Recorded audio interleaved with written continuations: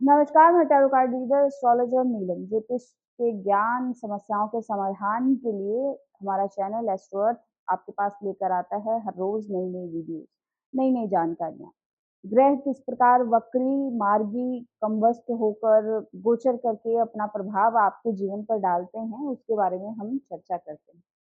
आज जिस ग्रह विशेष की मैं चर्चा करने जा रही हूँ, वह ग्रह 29 जून को वक्री होने जा रहा है। शनि महाराज 29 जून को 139 दिनों के लिए वक्री रहेंगे। वर्तमान स्थिति में शनि महाराज जो है वो एक्वेरियस में गोचर कर रहे हैं। कुंभ राशि में इनका गोचर जो है वो बहुत ज्यादा प्रभाव आपके कार्य क्षेत्र पर डालेगा, ऑफिस में डालेगा। आपके आपके कर्म कैसे रहेंगे, इसके बारे में चर्चा करेंगे हम। 12 राशियों पर क्या प्रभाव रहेगा। ये वक्री स्थिति तब होती है जब जब कोई प्लैनेट जो है अपनी सीधी गति से चलते हुए उल्टा चलने लग जाता है। वक्री स्थिति हमेशा अच्छी नहीं रहती, इसके बहुत सारे दुष्प्रभाव रहते हैं। दुष्प्रभाव शब्द से बिल्कुल भी भयभीत होने की जरूरत नहीं है। देखिए, जब भी जिस बॉडी पार्ट को आपके ध्यान की आवश्यकता होती है तो वहां पर पीड़ा शुरू हो जाती है। इसका अर्थ ये होता है कि आप अपने शरीर के उस अंग को ध्यान नहीं दे रहे हैं। शनि महाराज ठीक इसी प्रकार काम करते हैं जब वो वहां उसी पार्ट पर कष्ट देते हैं जहां पर आपका ध्यान जो है वो नहीं जाता, या उसके प्रति कोई कर्म जो है, आपका कोई पेंडिंग कर्म है वो आपने पूरा नहीं किया है। उसके प्रति आपने जो आपके दायित्व हैं उसको पूरा नहीं किया है। शनि महाराज जब भी वक्री होते हैं तो उस भाव में, उस जगह पर एक एक्स्ट्रा प्रेशर क्रिएट करते हैं। और ये एक्स्ट्रा प्रेशर सिग्निफाई करता है कि अब उस चीज के प्रति आपको ज्यादा मेहनत करनी है ताकि आपको उसके अच्छे परिणाम मिले। और यदि जातक अपने कर्मों को निग्लेक्ट करता है जो कि उस भाव के प्रति हैं या उस जगह के प्रति हैं, तब आपको कष्ट ज्यादा झेलना पड़ेगा। न्याय के देवता शनि महाराज जो है एक्वेरियस में गोचर कर रहे हैं। और वर्तमान स्थिति में यहाँ पर जब 29 जून को ये वक्री हो जाएंगे तो स्थितियां बहुत ज्यादा देखने योग्य रहेंगी। आपका लाइफ, आपका जीवन बहुत ज्यादा प्रभावित होगा इस टाइम पीरियड में। अब वैसे इस वक्री स्थिति का असर जो है वो आप पहले से ही देखना शुरू आपके जीवन में हो गया होगा।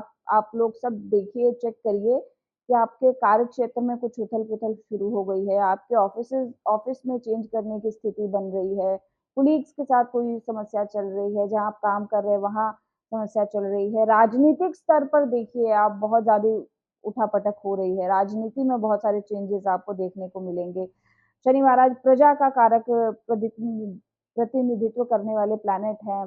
इससे रिलेटेड बहुत सारी चीजें अब इनके रेट्रो होने से पहले ही असर देखने को मिलना शुरू हो गया। अब ये रेट्रो होंगे तो बहुत ज्यादा पब्लिक को बेनिफिट होने वाला है, या पब्लिक को बहुत सारी चीजें झेलनी पड़ेंगी, ये भी जो वक्री स्थिति है ये बताएगी। आप सबके लाइफ में इसके असर कैसे रहेंगे, किस तरीके से आपको वक्री शनि महाराज की स्थिति से बचना है, कैसे कार्य करने हैं, कैसे कर्म करने हैं, इस पर चर्चा करेंगे विशेष रूप से। और 12 राशियों पर कैसा प्रभाव रहेगा, आइए जानते हैं। मेष से लेकर मीन तक शनि महाराज की वक्री स्थिति आपको कहाँ कहाँ दिक्कत दे सकती है।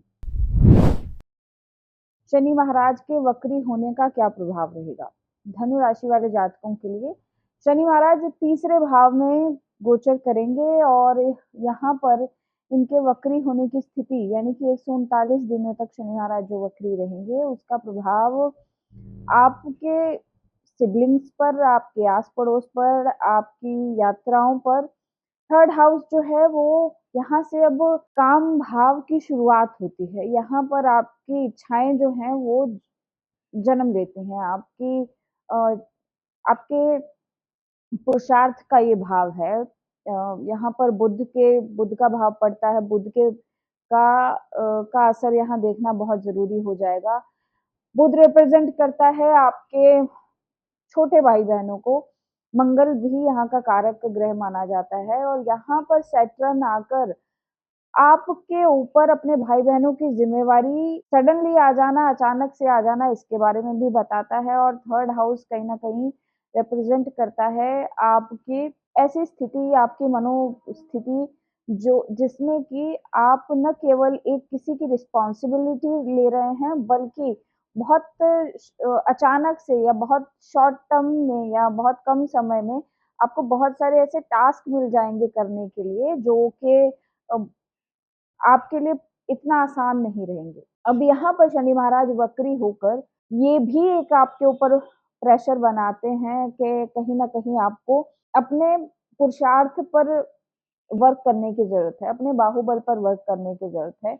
आपको अपनी कार्य क्षमता बढ़ानी होगी, आपको अपने फिज़िकल वर्क को ज़्यादा तवज्जो देनी होगी, मेहनत करनी होगी। यहाँ पर सेकंड हाउस में सैटर्न जब भी आता है तो व्यक्ति जो है अपने अपने कार्य, अपनी बुद्धि और अपने रिसोर्सेज़ का प्रयोग सही ढंग से नहीं कर पाता है।